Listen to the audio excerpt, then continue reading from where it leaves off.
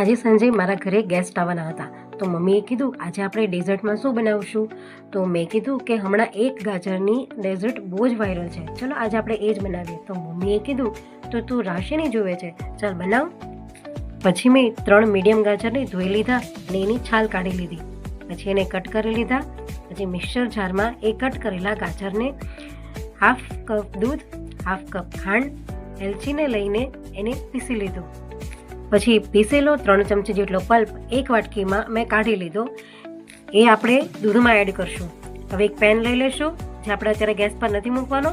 એમાં 1 ચમચી ઘી, ગાજરનો પલ્પ અને 1 કપ રવો એડ કરશું. હવે આપણે ગેસ ઓન કરીને એ પલ્પને થોડું થીક થાય ત્યાં સુધી શેકી લઈશું. તમે જોઈ શકો છો ધીરે ધીરે એ પલ્પ હવે શેકાઈ રહ્યો છે. રવાએ બધું પાણી એકદમ શોષી લીધું છે અને એકદમ સરસ સ્મૂધ આપણું ડો જેવું તૈયાર થઈ ગયું છે. હવે આપણે એને એક પ્લેટમાં ઠંડુ કરી લઈશું. બીજી બાજુ આપણે એ જ પેનમાં 2 થી 3 કપ દૂધ એડ કરી લઈશું અને એની અંદર આપણે જે એક્સ્ટ્રા ગાજરનો પલ્પ રાખ્યો હતો એ એડ કરી દઈશું. 1 કપ ખાંડ એડ કરી દઈશું અને એને ધીમે ધીમે ઉકળવા દઈશું. હવે આપણું જે ગાજરનું મિશ્રણ છે એ ઠંડુ થઈ ગયું છે.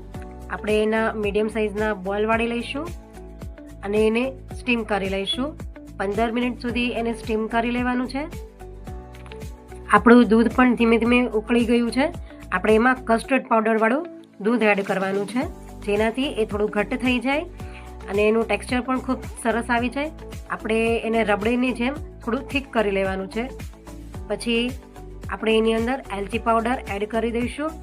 આપણે એને એક બાઉલમાં ટ્રાન્સફર કરી લઈશું અને તેમાં સ્ટીમ કરેલા ગાજરના બોલ્સને એડ કરી દઈશું અને એને 15 થી 20 મિનિટ સુધી એમાં રહેવા દેવાનું છે. હવે આપણે એને સર્વિંગ બાઉલમાં લઈ લઈશું અને કાજુ, બદામ અને કિશમિશથી એને ગાર્નિશ કરશું.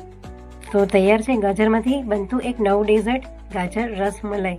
અરે આ ગાજરનું ડેઝર્ટ તો અમારા ગેસ્ટને પણ એટલું પસંદ આવ્યું કે એ લોકો એક્સ્ટ્રા પેક કરાવીને ઘરે લઈ ગયા છે.